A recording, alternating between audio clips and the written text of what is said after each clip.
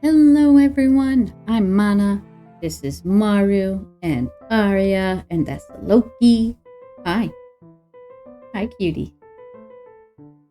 Oh, give me the mouse, please.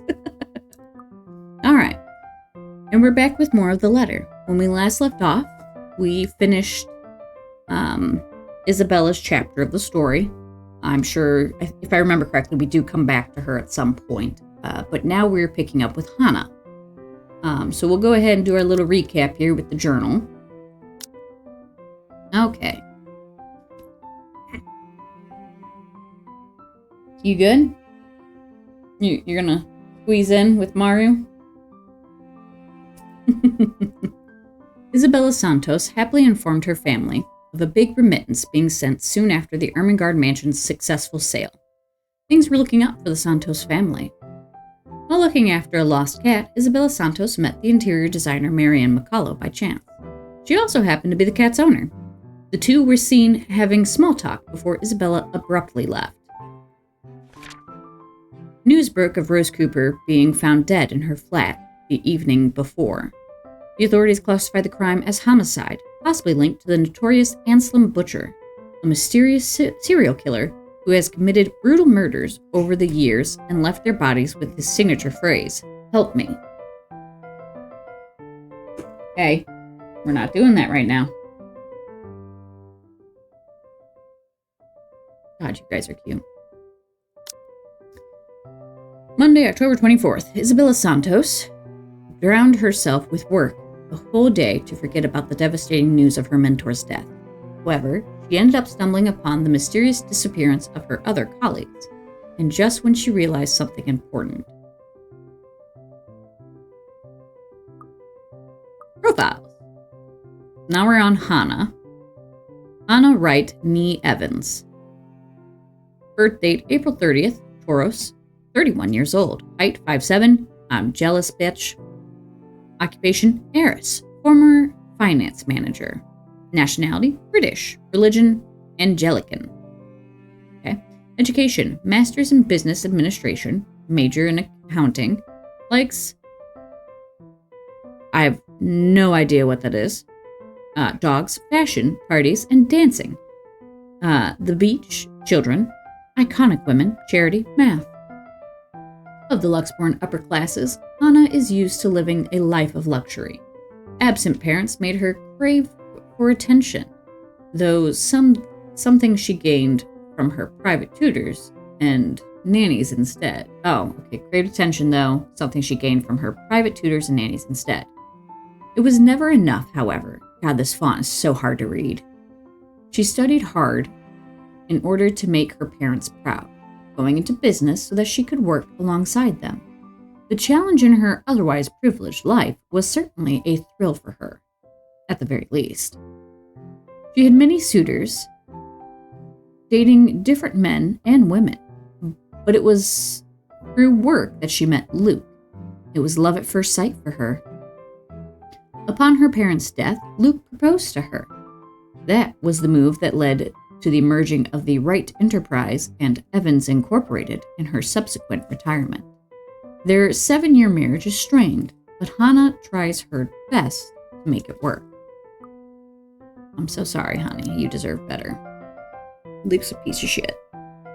I hate Luke. I do remember that. I remember a lot about that alcoholic, cheating piece of shit. It's far too easy to get them to pay attention, enraptured. They hang on to my every word and follow my every move. All of it would have been stifling had I not grown used to such stares. Most are respectful, some are hostile, if we are honest, and a few are downright inappropriate. After all, I am Hannah Wright!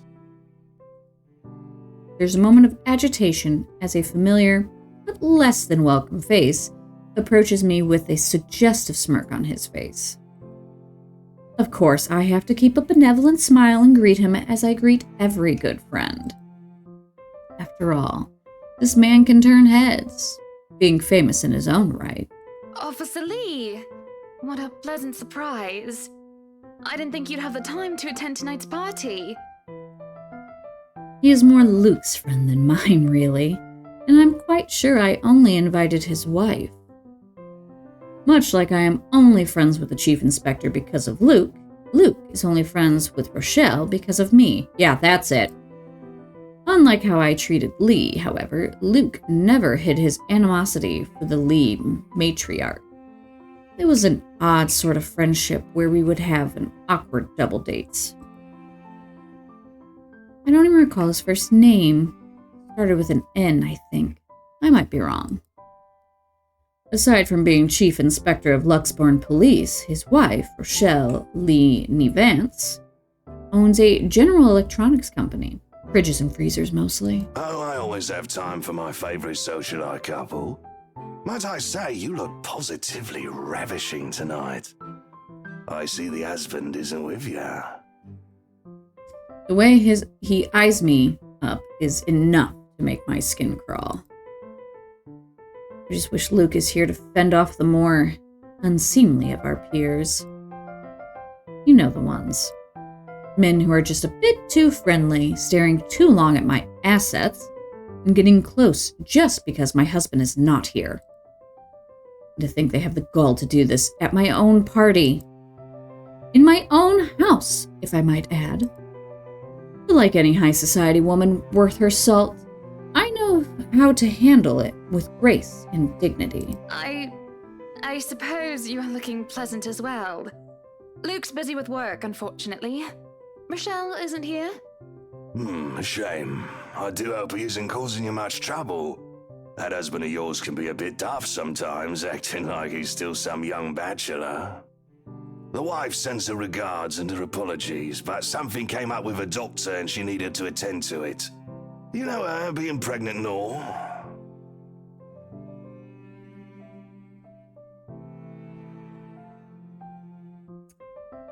We make small talk. Rather, I'm forced to do so, as he would not leave my side after finding his place there. Much to my chagrin, I've been extricated from the few who flock in hopes of flattering, for I can tolerate them far better than Lee. He's a nice enough person, and I adore his wife, who is obviously the brains behind the two. But there is something unsettling about him. I do not trust him as much as I want to. He regales to me tales of the Luxbourne Police Department, a different affair to the usual gossip I'm privy to, and though I loathe to admit it, it's interesting nonetheless. Excuse me. I expect the topic of business to die out quickly, which would be understandable enough due to the confidential nature of his work. But oh boy, was I wrong. So, wearing civvies, I steal and drive off with one of the police mobiles, right? In the mirror, I see the new tank chasing on foot and screaming about theft. The look on his face was priceless when I parked in the garage. Oh my. You made him chase you all the way home for a prank. What did Rochelle have to say about that? Rochelle has a strange love and hate affair with Lee. He is a married man who did not grow up past his early 20s, judging by the way he acts. Surprisingly enough, they've been married for a good 20 years. A lifetime if you compare it to my marriage of 7 years with Luke. I, on the other hand, well, Luke is no Lee. I should be happy about that, I suppose. Although my darling did have his moments. The wife pulled my ear and gave me a good talking to, though. Besides, we live in a flat a block away, so it wasn't much of a grand chase. Weren't you living in a house near the countryside? Moved for work, you know. Or you probably don't. No, I don't. But a flat in downtown? I suppose if that's what you like. Oh, it's horrid. Hate that tiny place, no matter how convenient it can be for work. 55 square yards are not enough when you need to get away from the wife. I wouldn't mind a place away from the city. Even started looking at the ads. I spied an interesting lot, actually. Heard it was finally put up for sale. Or that something mansion, you know the one with all the ghost stories. I know what he's talking about. There are really only a few urban legends around here. It's... The Ermagerd mansion? That's the one. Worthy of a king it is. I'd buy it myself, but Rochelle would only gripe if I brought it up to her. Not to mention all the expenses a place like that will be a real fixer-upper. You also have to find someone willing to work there with how superstitious people can be.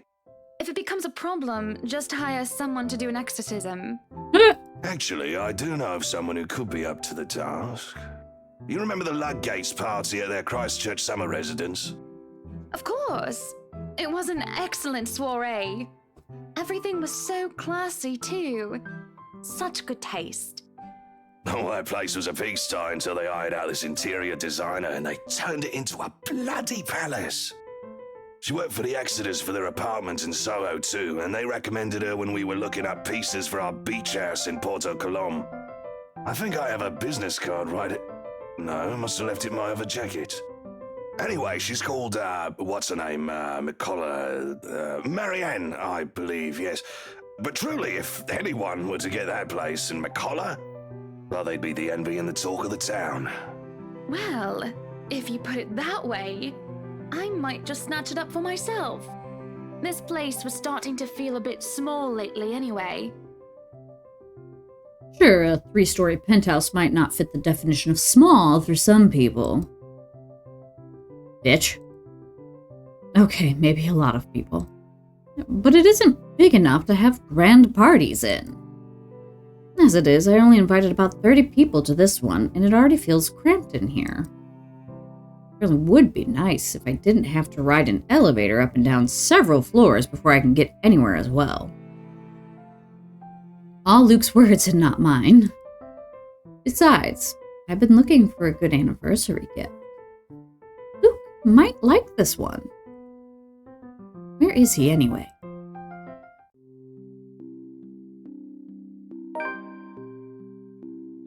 Luke is dressed to the nines, as he usually is, and he looks ready for whatever the day will throw at him. His butler and valet wait at his side, just in case he isn't as ready as he looks. Oh, sure, that is normal. What is confusing me is the fact that he is on his way out of the penthouse, considering we won't have anywhere to go until much later. Where are you going? I am to attend the Triad Autumn Tasting. I do believe I informed you of this 2 weeks ago. Yes. And might I remind you that I had stricken that off your schedule? Because 1, the doctor told you to stop consuming so much alcohol. And 2, I informed you a few days ago about the open house we are going to attend in its place. I've even found this marvelous interior designer, Mary Ann McCullough. It's a 3.5-hour drive to Cardiff. I don't have time for this. This is like that little party you threw all over again. You don't inform me of it, and you expect me to stay and be a gracious host when I have business elsewhere.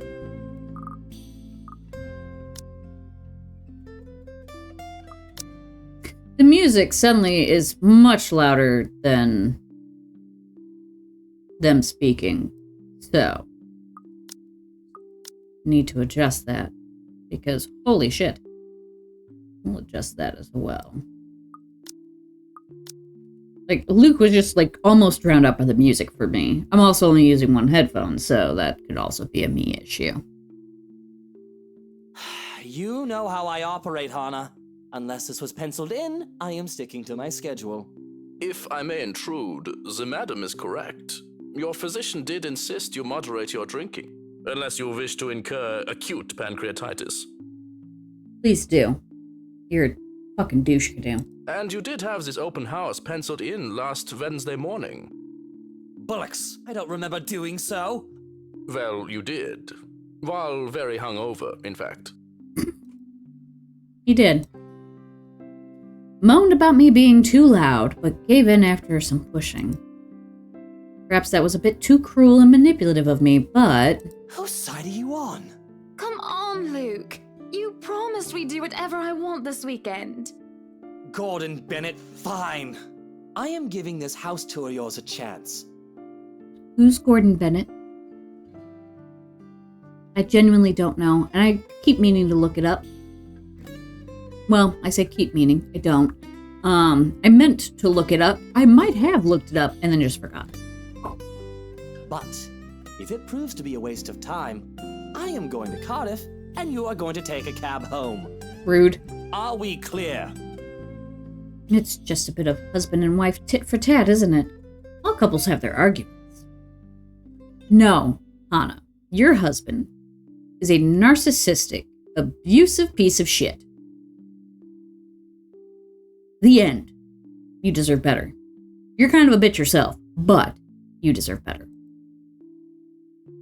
Once the honeymoon phase is over, as they seem to call it, reality sets in that you and your partner might not always see eye to eye. Perhaps it has been the years. 7 of them is nothing to scoff at. I just cannot bloody believe I agreed to this. I was really looking forward to the triad tasting. Though sometimes I think it's something a bit more than just simple disagreements. I have to stop myself from wondering where we went wrong. The marriage to begin with. There's always the Triad Christmas tasting in Manchester next month, and that'll only be an hour and a half drive. Have I been neglectful? No. Your husband has. Have I offended? Yes, because you're not.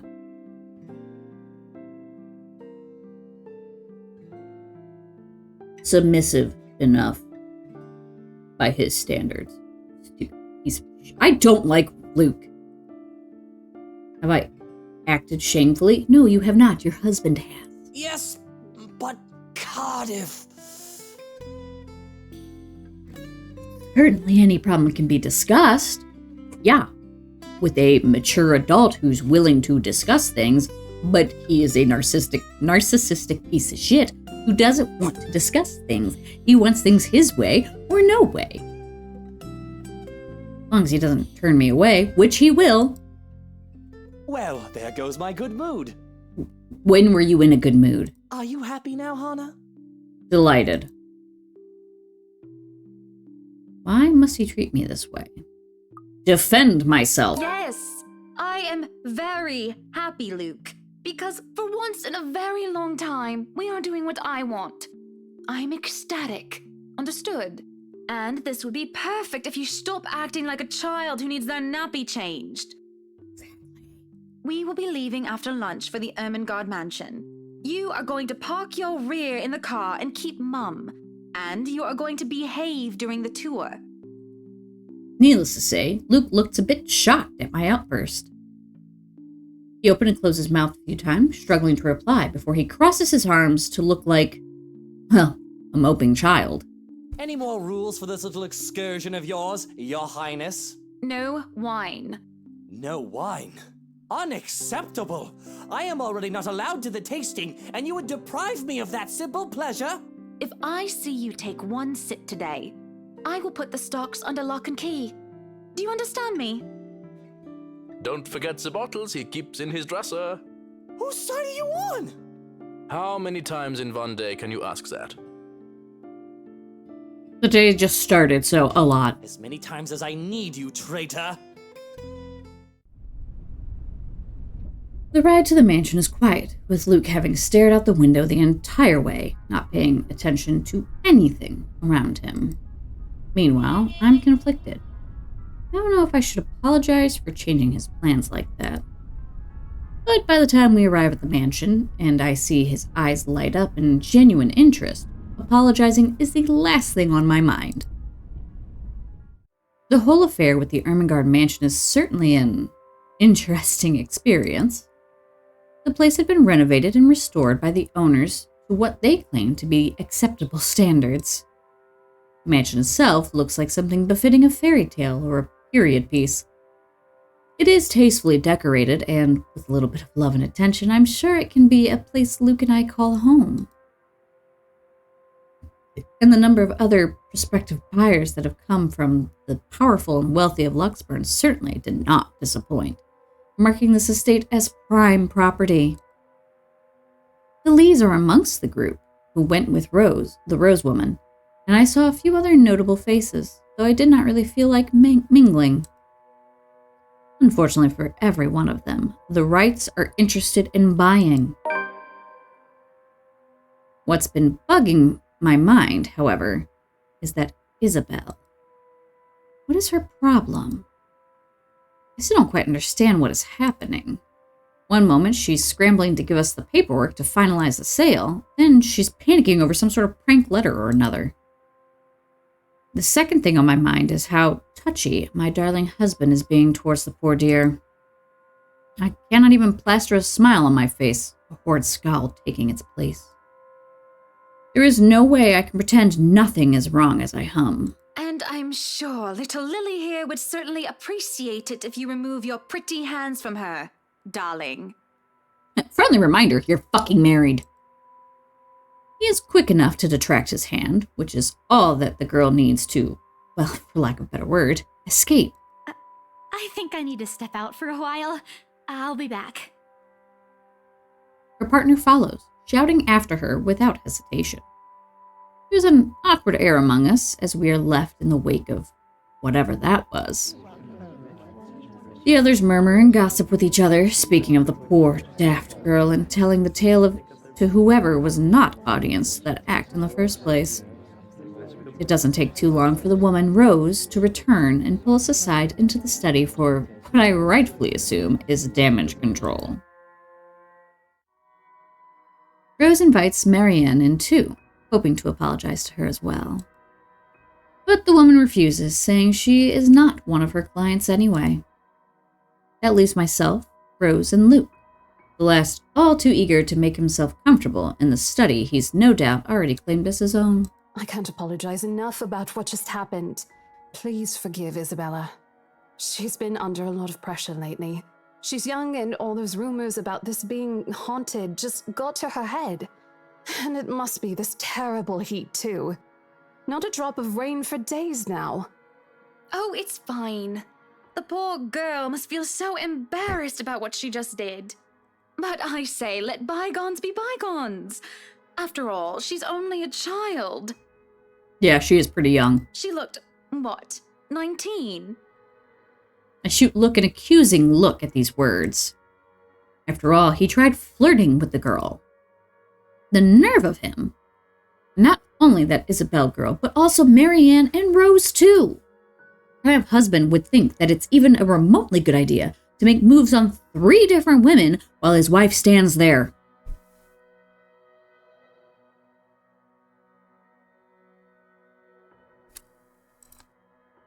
Did he drink while I wasn't looking?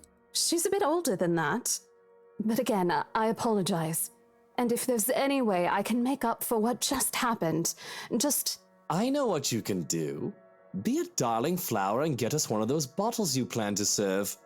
Pop it open. We were planning on serving some champagne. I can get that. That would be lovely. Much obliged. Do you want a glass as well, Ms. Wright? Oh no, I'm fine. I really shouldn't be drinking right now. And Luke shouldn't be either. Right now, I'm just too tired for any sort of argument. I don't have the heart to scold him in public as well. I'm certainly not his mother. I just want to get this horrid day done with, go home, and sleep. Perhaps I'll even have a strong cuppa before I head off to bed. For those of you who don't know British slang, cuppa is a cup of tea. That one should be pretty fucking obvious. But still. Yeah. Yes, that sounds nice. When Rose comes back with the champagne, I beckon her over. As I have told her partner before, I have every intent of acquiring this house. I might as well, even if I'm having second thoughts about getting it for Luke. The moment we, the Wrights, had expressed interest in this place, we've had eyes set on us. If we don't buy it, that might as well be the signal to have busybodies gossip about how we may or may not have lost our fortune. Regardless of the fact that it is false, image is everything when dealing with these people. These are the unspoken rules for people such as ourselves. And besides, I really did like the place. Why, everything here is absolutely wonderful. Well, except for this ugly painting in the study. Yeah, that's not a painting, that's That's the mirror. So, looks like a bad fake of an Edvard Munch painting. Here's the deal. I'm willing to pay 10% higher than your listing price. If anyone tries to outbid us, just add another 5%. I doubt anyone can, of course. Or, you know what? Just add 15% to the listing price, and we can sign all the paperwork now. I guess, if that's what you want. That won't be any trouble. I don't have all the papers now. Didn't think this would be a quick sell. I'll have copies sent to you so you can look over them. And if you'd still like to finish the rest of the tour with Isabella's group, you're more than welcome to. No, I think we're good here. We'd appreciate a private tour of the place a lot more, I think. All right. Should I let Marianne in, then? Marianne. Oh, right, she's been waiting outside the study the whole time, hasn't she? I'll need to have a little chat with her to move this little mansion project forward. Please do.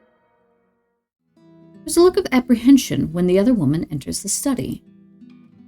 Yet, like a professional, I see the moment when she steels herself and masks her worry. Admirable. We have this project then?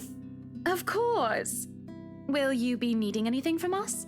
Having the floor plans would be a great start, just so that I can look at them beforehand. And if you could tell me when you're available for a meeting so that I can include it in my calendar? Oh, is a meeting really all that necessary, Marianne? I guess we can send Johans to help you out. You two can start by getting rid of this ugly painting. A hush falls upon the room at my request. What painting? And lo and behold, the painting is gone. In its place, a mirror stands, which leads me to look at my own confused expression. Odd. Well, no matter. Back to the topic at hand. Marianne, dear, we are simply far too busy to meet up. Or perhaps maybe I should. I don't remember what I did here. I really don't. Free up my schedule. But I guess we can free up a day to meet with you. It would seem that I've done that before, potentially. I don't actually know. I don't really need another Maudlin Monday reading about Maury anyway. The book club can function without me for one day. I read that book in high school. I don't remember it. I know I've read it. I don't remember anything about it. Not a single fucking thing. What time shall we be seeing each other? How does lunch sound? Besides, my house has a higher priority over book club. Why, we can hold the next meeting in this place. Surely the beauty and grandeur of it all will inspire spirited and lively debates about whether modern-day writers could match up to the classics. Yeah, I prefer modern over classic. Again, I've read classics. I don't remember a majority of them. I know I've read Frankenstein. I couldn't tell you a damn thing that happened in it. I might as well clear the rest of my week to handle whatever affairs buying this mansion requires of me. Any social activity can be put off until the Ermengarde, or rather, the Wright Mansion's great debut. I'll have my fill of great parties and gatherings, especially when I organize them myself. That sounds good. Although, with a project of this scope, we might need most of the day to tackle your concerns. A more thorough inspection of the place is also preferable. Breakfast then. It's a date. It's really not. All right. Monday. 10 o'clock sharp. More like brunch, but okay. We'll see you then. Actually, Marion suggested that we meet at 9, but who was even awake at that unholy hour? Hi, it's me. It's me. You see, I wake up between 6:30 and 7 every fucking day without a fucking alarm. I can't fucking sleep. It sucks. I was lucky enough to wake up this morning before Luke went all the way to Cardiff. We say our goodbyes, shake hands, and make it clear without outright saying it that we now own this house. By the time we left the mansion grounds, sunset is almost upon us. So, you really want to buy this place then? That's a bit of a big impulse buy, even coming from you. Not that I'm complaining. Well, I'm glad you're not complaining like you usually do. It's a right and proper Christmas miracle, isn't it? Hannah has finally done something right. I refuse to look at him, staring at the passing scenery instead. Hey, Buttercup, what's with this cheek? Rose, Lily, Mint. The nerve, Luke, the nerve! Is that what this is about? One, that woman's name was Rose. And two, you know I don't mean a word of that empty flirting. And it's still the principle of things, Luke. I understand if you try to woo them to get what you want when it seems that I'm not looking. But I told you once before not to do it when I'm there. Luke dealt with other women in the past to get what he wanted. Sometimes I have my doubts. I really want to believe that I'm an exception, that he is not just using me like how he used those other girls. Yeah, honey, that's exactly what he's doing. I'm having a hard time believing that right now. You should. And it isn't just the shameless flirting. There's something about that Marianne woman, as if Luke is familiar with her. Because he is. As much as it shames me, it makes jealousy rear its ugly head. I am, suffice to say, ticked off. Really? I forfeit my trip to Cardiff for this, and you're still not happy. Oh, trust me, Luke. I am very happy. Very happy that, for once, we are doing something that I want. Can you not see the smile on my face? Nope. And it's only when I let loose those words that the truth hits me like a slap on the face. And by the looks of it, it seems to have the same effect on my dear, darling husband. It has always been, Luke wants to do this, and Luke wants to do that, hasn't it? I remember the last trip we went on, which was of my own choosing, without needing to get the man's approval. On the other hand, I was pulled along to every single expedition he wished to tackle, and I never objected. The rest of the ride home is spent ignoring each other, pretending the other didn't exist. Okay, I'm gonna call it here, because it's already been half an hour. When we come back, we will continue berating Luke for being the piece of shit narcissist human that he is. Oh, I shouldn't have stressed like that because I made myself dizzy. Why did I do that? That was stupid. Anywho, I will see you guys later. I hope you all have a wonderful day. And remember to do something nice for a stranger today. You just might save a life.